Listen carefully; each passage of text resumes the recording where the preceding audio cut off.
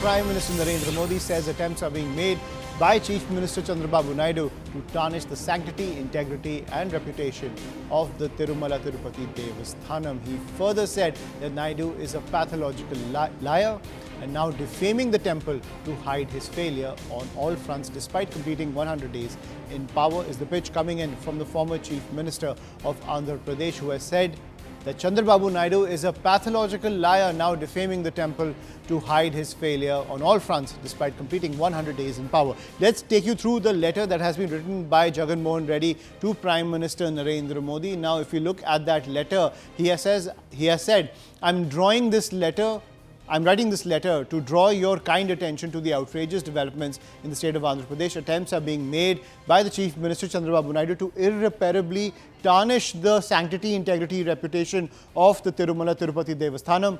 Lord Venkateshwara has crores of Hindu devotees, not just in India, but across the globe.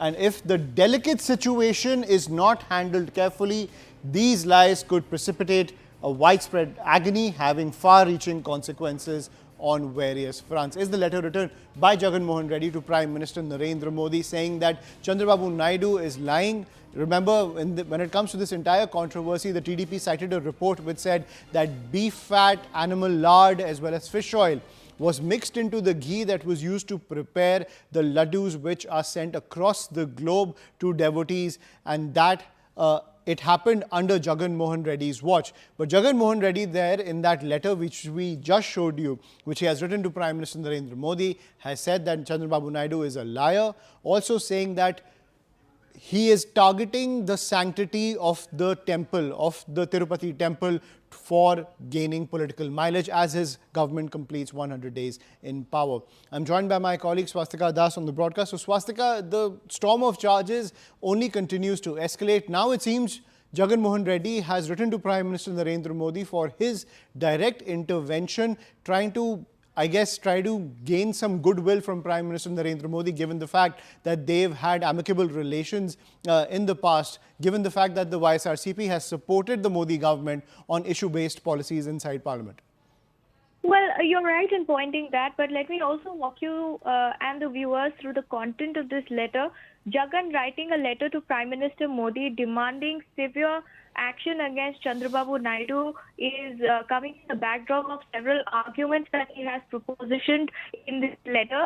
The first one he said is that the tanker containing adulterated ghee, possibly adulterated ghee, arrived at Tirupati on the 12th of July. He's quoting the statement put forth by the executive officer of Tirupati Devasthanam 2 days ago, and he says that the same was rejected. The ghee was not prepared, or rather used in the preparation of the prasadam, a statement that has been confirmed by the EO. Then on what ground has the Chief Minister of the state chose to, I quote, callously make a remark that Tirumala laddus were made with animal fats and not pure ghee.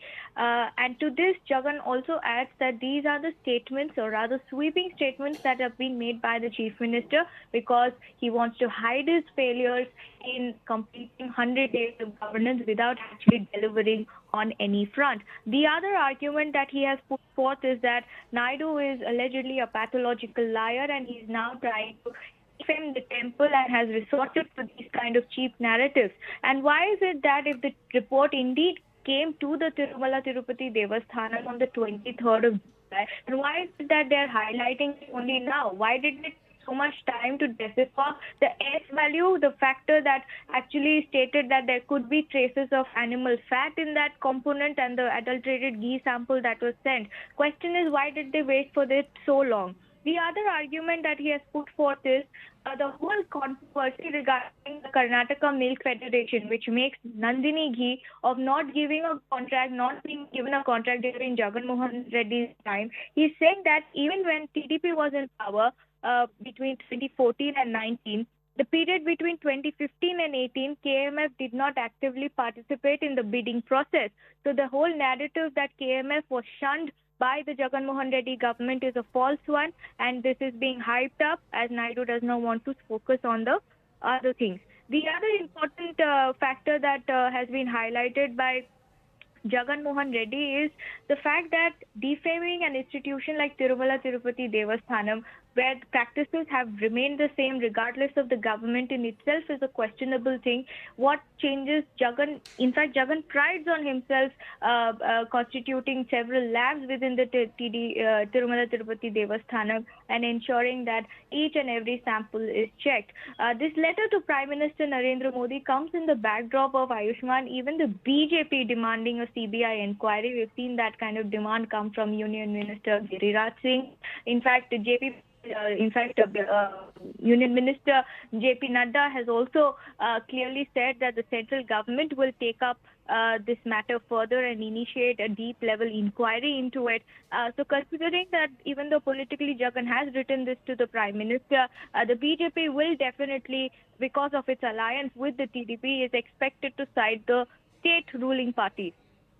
Absolutely. But at the same time, given the fact that Swastika is also pointing out that there are voices within the BJP as well as the Congress that are demanding a CBI probe, this is going well beyond the political sparring matches that are taking place between the YSRCP and the TDP. And at the same time, if you look at this line in the letter where Jagan Mohan Reddy has said that if this delicate situation is not handled carefully, these lies could precipitate a widespread agony having far-reaching consequences on various fronts. Something a lot of political leaders have also pointed out, that this requires a CBI probe. But Swastika, at the same time, to get to the truth of what exactly happened, while the TDP has its report, AR Dairy, one of the suppliers of ghee that is in the dock when it comes to this entire controversy surrounding adulterated ghee, they have also put forward a particular report saying that their ghee was not adulterated. So in that situation, when there is a clash of lab reports, and at the end of the day, lab reports will determine who is telling the truth and who is lying, this causes more confusion in this entire matter, and the war of words between the parties will only continue to escalate. You're right. And also another aspect that has been highlighted in the letter is the false positive aspect. Remember, the National Dairy Development Board's report said and attached an annexure saying that the report findings would not be applicable if the milk fat belongs to various categories that are listed out in the annexure. What are these categories? Suppose milk fat being obtained from the cows which received an exceptionally high feeding ground, if they were underfed, if they were the quality of feed that was being fed to the cows taken up by the AR dairy farm. A lot depends on that. But the biggest question that the YSRCP is raising this time is that if the TDEO has specifically said that out of the 10 tankers that were supplied by this particular company from the 18th of May till the time the tankers were intercepted, that is on the 12th and the 6th of July, out of which they've said that 6 of these tankers of the ghee of which was used in making prasadams were clean, and it's only the 4 tankers that were adulterated. Then on what grounds is the Chief Minister of Andhra Pradesh making a statement that adulterated ghee was used in preparing the laddus, when the TTD itself says that such was not done?